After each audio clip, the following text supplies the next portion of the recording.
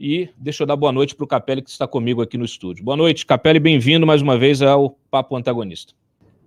Boa noite, Cláudio Dantas, boa noite a todos os internautas que nos acompanham, sempre uma honra participar do Papo Antagonista. Muito bem. O Daniel, por favor, coloca a capa aqui na tela, porque ela traz justamente essa imagem, e aí eu quero que o Capelli nos explique um pouquinho. Essa imagem que foi obtida pela Polícia Federal. Aquilo ali é dinheiro, né, Capelli? E não é pouco, hein? E aquele ali é o deputado Josimar do Maranhãozinho, é isso? Exatamente, deputado Josimar do Maranhãozinho, do PL, partido do Valdemar Costa Neto, inclusive circulou durante a cerimônia de filiação do presidente Jair Bolsonaro ao PL essa semana. O Josimar do Maranhãozinho circulou ao lado do Valdemar durante a cerimônia de filiação, estava presente, né, a filiação do presidente Jair Bolsonaro e pretende disputar o governo estadual, inclusive, lá em Maranhão, no estado de Maranhão. O que é essa foto? Ele manuseando maços e maços de dinheiro em um escritório que ele possui em São Luís. E como é que esse dinheiro chegou até o escritório? Bom, para começar, trata-se de emendas parlamentares, né, as polêmicas emendas parlamentares. São recursos que foram aprovados pelo Congresso, que ele sugeriu que fossem destinados à saúde de municípios, de dezenas de municípios de cidades do interior do Maranhão. O Congresso chancelou e o governo prontamente pagou, né? Nem todo deputado que propõe uma emenda recebe o dinheiro do governo federal para fazer aquela destinação. Ele não, ele recebeu todo esse dinheiro, foram 15 milhões de reais investigados no ano passado, esses 15 milhões que a Polícia Federal está investigando. E qual é a suspeita?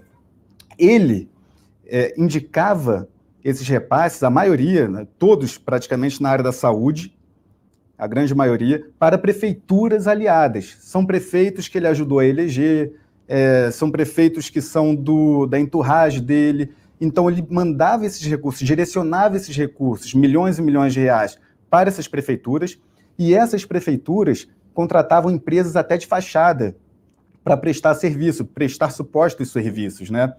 Algumas dessas empresas, uma situação tão escrachada que ele botou 2 empregadas domésticas como sócias de uma empresa, e ele próprio era sócio de outra empresa antes de enviar os recursos, saiu da sociedade um pouco antes só, para ficar um pouco menos na cara. Então, essas empresas contratadas de fachada emitiam notas, como se tivessem prestado serviço, e logo depois, o que acontecia? Pessoas do grupo do Josimar de Maranhãozinho iam sacar o dinheiro que estava na conta dessas empresas. Ou seja, eram saques fracionados, e a cada hora uma pessoa próxima do Maranhãozinho sacava um valor, botavam em mochilas e levavam para o bunker do Maranhãozinho, que fica em São Luís, né, na capital do Maranhão. Como é que a polícia chegou a essa conclusão? Quando já havia muitos indícios de que esse esquema de corrupção estava vigorando, o ministro Ricardo Lewandowski, do Supremo Tribunal Federal, autorizou uma ação controlada. Ou seja, a Polícia Federal instalou câmera, microfones para captar áudios e percebeu, né, cruzou os dados do COAF, que mostravam movimentações financeiras atípicas de pessoas próximas do Maranhãozinho, filmou essas pessoas sacando dinheiro e chegando ao escritório dele para armazenar todos esses maços de dinheiro que Rodrigo Rangel e eu mostramos na reportagem de hoje. Isso faz cair por terra a principal argumentação do deputado. O que o deputado diz? Ele diz que declarou para a Receita Federal que tem R$1 milhão em espécie e que, portanto, estaria movimentando esse dinheiro. Tudo bem, se ele diz que tem esse dinheiro e está movimentando, mas por que, então, esse dinheiro que chegou ao escritório saiu da conta dessas empresas? É um contraponto muito importante que ele não sabe explicar ainda muito bem, né?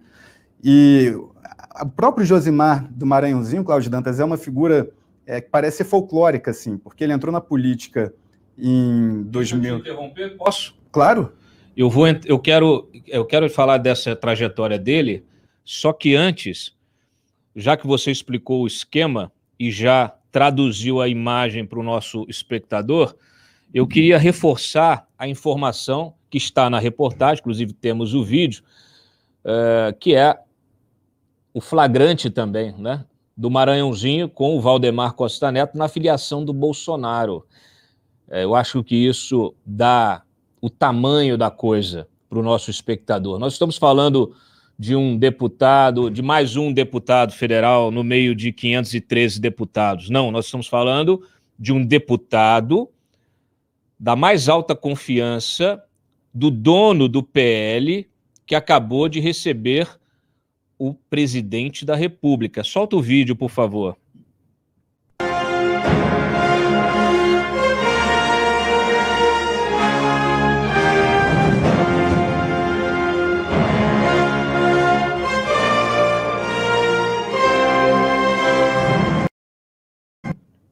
É o Darth Vader? O que é isso aí?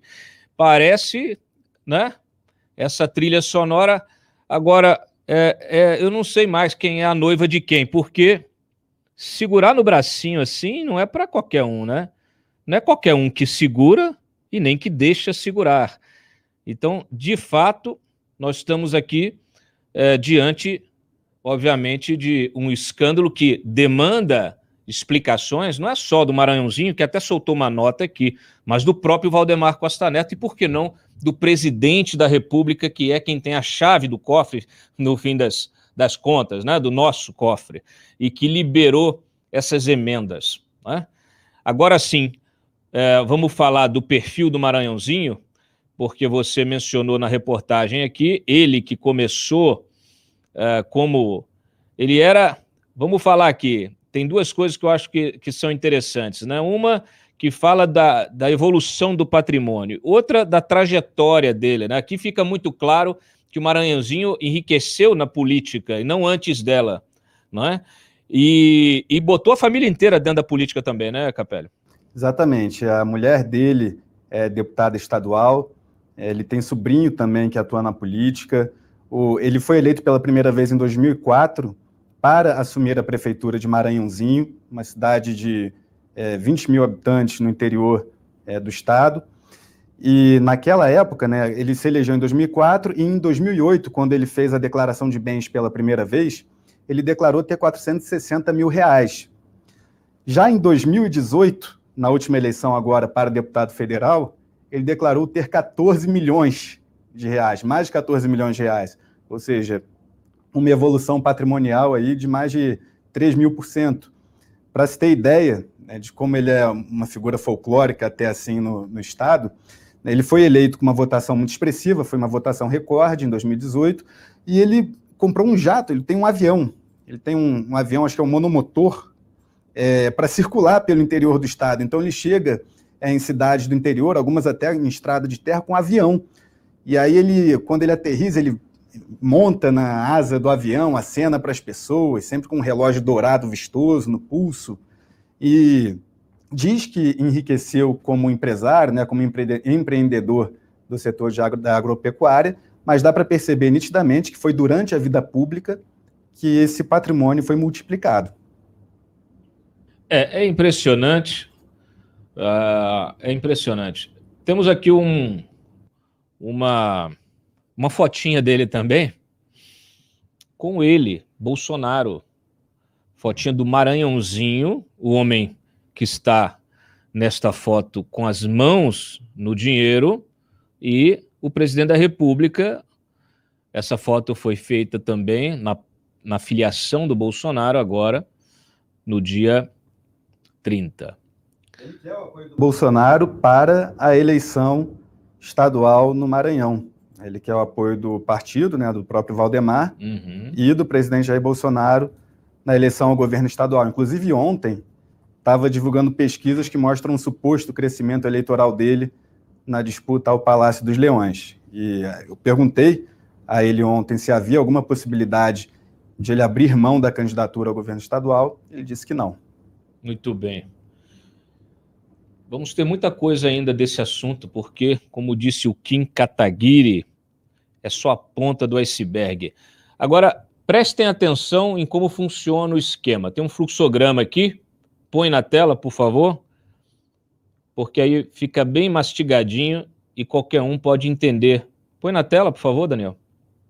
Aí, tá lá, ó. Explica, quem vai explicar é o Capelli. Explica, Capelli, por favor. Bom, o deputado, ele indica emendas parlamentares para prefeituras aliadas, né? Ele pega as emendas que são dinheiro do governo federal, repassa para as prefeituras para um suposto serviço na área da saúde. Essas prefeituras repassam o dinheiro para um pool de empresas do esquema, empresas que já sabem que vão devolver o dinheiro para o Maranhãozinho. Depois que esse dinheiro chega nas empresas, eles emitem uma nota e pouco depois pessoas ligadas ao Maranhãozinho vão sacar esse dinheiro. Aí sacam de forma fracionada, cada um pega um pouco e levam para o escritório do Maranhãozinho. Para se ter uma ideia de como o deputado cobrava o dinheiro de volta das prefeituras, a Polícia Federal encontrou, pasme, no escritório do Maranhãozinho, uma planilha onde ele detalhava o fluxo de caixa de algumas prefeituras, ou seja, o deputado controlava o dinheiro que entrava e saía de alguns municípios justamente para poder cobrar a recepção desses valores. Em uma dessas vezes, o dinheiro que chegou às contas dele foi de 5,5 milhões, que voltou para ele, ou seja, 1/3 das emendas que ele destinou ao longo do ano passado, que foram emendas de 15 milhões. Capelli, eu quero entender o seguinte. A gente tem imagem, tudo captado, ação controlada da Polícia Federal, tudo autorizadinho pelo Supremo, para não vi depois outro ministro reclamar, está lá o Lewandowski autorizando as diligências, as ações todas feitas, as provas todas recolhidas, é planilha, é dinheiro, é quebra de sigilo, é gravação. Esse cara não está preso? Esse cara ainda está no mandato? Capelli, alguém te explicou? Alguém te explicou como isso é possível? Pelo contrário, né, Cláudio? Ele não só não está preso, como tem circulado pelas mais altas rodas influentes da política nacional, né? Inclusive na cerimônia de filiação do presidente Jair Bolsonaro. Esse material está no Supremo Tribunal Federal, né? O ministro Lewandowski deve ter visto todo esse material e agora cabe ao ministro tomar as decisões cabíveis, né? Depois de provas tão robustas como as apresentadas pela Polícia Federal. Sabe-se também que o deputado investe bastante para ter bons advogados, né, com patrimônio de 14 milhões de reais. Acho que investir na defesa numa situação como essa é algo que ele definitivamente faz. Então, assim, deve ter bons advogados por trás que ficam tentando protelar decisões. Me fala uma coisa, como é que ele está tem pesquisa já de voto lá? Ele está bem? Ele é um candidato competitivo? Ele agora quer ser governador do Maranhão. Ele é um candidato competitivo? Ele divulgou pesquisas ontem, mostrando um crescimento, não chegava a 2 dígitos não, mas mostrava um crescimento que o colocava como um candidato competitivo. Estou aqui olhando, assim, chegava a 2 dígitos segundo a pesquisa que ele divulgou, de 5% para 12% em um mês. Ele divulgou nas redes sociais dele. E essa chapa dele lá com o PL, tem mais quem na chapa, você sabe? Ele ainda não divulgou, mas eu sei que há partidos que são aliados dele, como o Patriota. É um partido até que, segundo fontes com as quais eu conversei, ele exerce liderança sobre alguns desses políticos no estado do Maranhão, os políticos do Patriota. Bom, primeiro eu acho que o Lewandowski precisa fazer alguma coisa antes que comece a campanha política, porque senão depois, vão alegar que tiraram o sujeito da campanha, como um outro ex-presidiário reclama até hoje, que foi impedido de concorrer, o sujeito condenado com a confirmação da condenação em 3 instâncias. Então, a gente espera providências urgentes, que já estão atrasadas em virtude da robustez das provas que nós temos diante aqui de todos. De fato, é um esquema que me parece que já existe há bastante tempo. Pelo que eu conheço aqui dessa história de desvio de emenda através de prefeituras, de contratos com empresas e envolvendo as pessoas que estão investigadas junto com o Maranhãozinho, olha, eu digo para vocês, sem erro, que esse esquema de desvio aí, ele funciona há pelo menos 10 anos, pelo menos uma década ele funciona. E vamos trazer detalhes disso em breve. Capelli, muito obrigado pela tua participação aqui. Antes só de me despedir, eu quero que você comente a explicação dele. Nós temos um VT aqui da explicação. Ele está dizendo que estão tentando sujar a imagem dele. Solta o VT, por favor. Nossa propriedade, nossa fazenda em Maranhãozinho. Ontem estivemos na nossa propriedade ali na cidade de Turilândia, trabalhando. Mesmo nos finais de semana, sábado e domingo, a gente aproveita para trabalhar, para resolver a situação da nossa vida empresarial. Todos vocês sabem que eu sou empresário, mas mesmo assim, os nossos adversários usam esse momento para tentar mais uma vez nos agredir, sujar a nossa imagem, a nossa honra de homem sério, trabalhador, que todo Maranhão sabe que quando eu entrei na política eu já era empresário, já era pecuarista. E agora postaram imagens adquiridas ilegalmente de um inquérito que é sigiloso, que ainda vamos ver como eles conseguiram essas imagens, mas que eles estão desesperados porque nós já estamos provando desde o ano passado, passo a passo, a justiça, a origem das nossas propriedades, porque tudo que nós temos é declarado, inclusive esse dinheiro que está em espécie de posse no meu escritório, de posse comigo, está declarado no meu imposto de renda, como todo ano eu declaro o meu imposto de renda rigorosamente e pago meus impostos. Muito bem, um cidadão de bem, a meu ver. Ele diz que declarou os valores que estava manuseando ali, né, os maços de dinheiro, só que ele não explica, né, ele declarou ter 1 milhão em espécie, né, então ele diz que estava manuseando esse dinheiro ali no escritório dele. Só que ele não explica por que o dinheiro que ele estava manuseando foi sacado da conta de empresas que participavam do esquema. Ou seja, não era o dinheiro que estava embaixo do colchão dele ali, que ele guardava para ter um dinheiro em casa e que ele levou para o escritório. Não.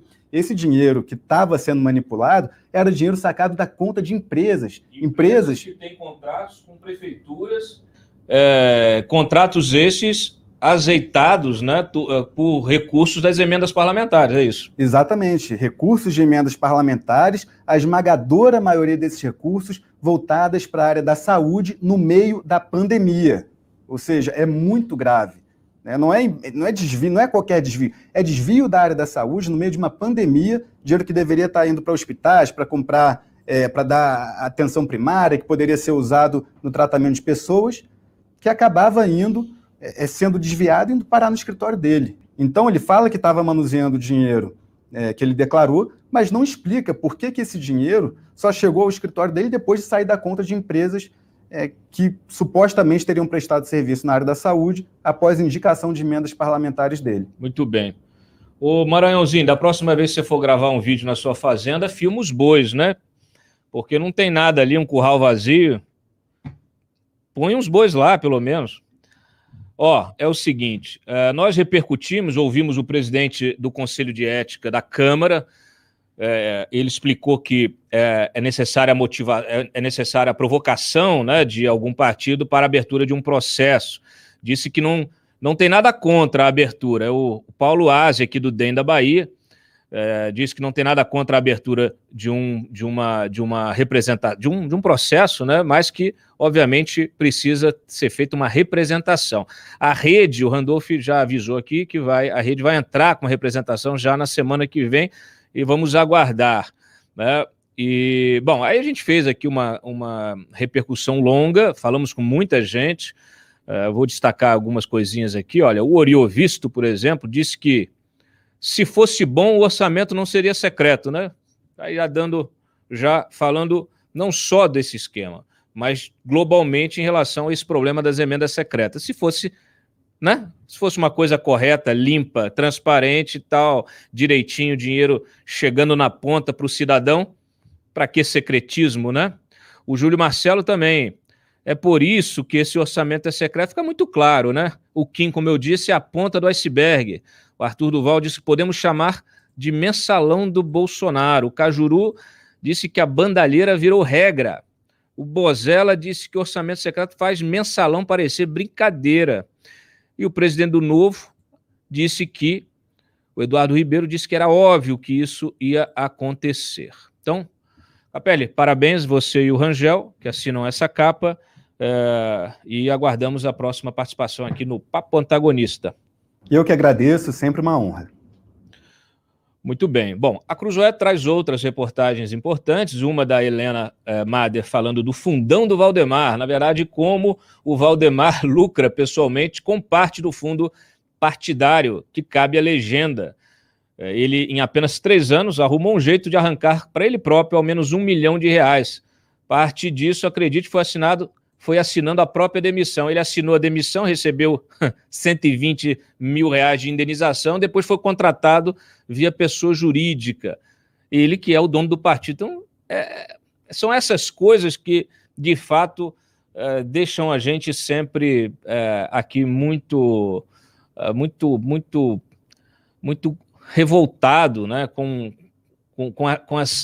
a capacidade que essa gente tem de fazer o que quer, né, sem que haja qualquer limite legal para isso, né? Então, temos também aqui reportagens sobre os obstáculos do João Dória, né, os obstáculos que ele precisa vencer para se tornar um nome viável ao Planalto em 2022. Então, nós temos aqui como principal dificuldade reduzir a rejeição ao nome dele, tá? Reportagem do Fábio Leite e da Jennifer Goulart. Também perigo de alta transmissibilidade, matéria do Duda Teixeira falando da variante Ômicron. E uma entrevista também aqui do Duda com o economista Richard Thaler, vencedor do Prêmio Nobel, que aponta as melhores maneiras de incentivar os reticentes aí a tomar vacina e explica como os países ricos podem atuar para convencer os mais pobres a proteger o meio ambiente. Então, fecha isso. Esta edição, a nova edição, tem também artigo do Mário Sabino, do Diogo Mainardi, do Sérgio Moro, né? Tem a coluna do Goiaba, tem as notas do sexta-feira, então a edição da Cruzoé bastante recheada para você que é assinante, já aproveita, se já não aproveitou, né, acordou cedo, já começou a ler esse conteúdo aí de um jornalismo independente que você só tem aqui, né? Então, assim, se você não é assinante, aproveita aí 30% de desconto em qualquer assinatura digital anual. E o desconto especial, Cruzoé e o Antagonista Mais, que é o nosso aplicativo do Antagonista, sem anúncios, com podcasts. Então é só mirar o seu celular neste Tiranossauro Rex que aparece para você na tela, tá? Solta a vinheta e vamos conversar com o Paulo Ganimi.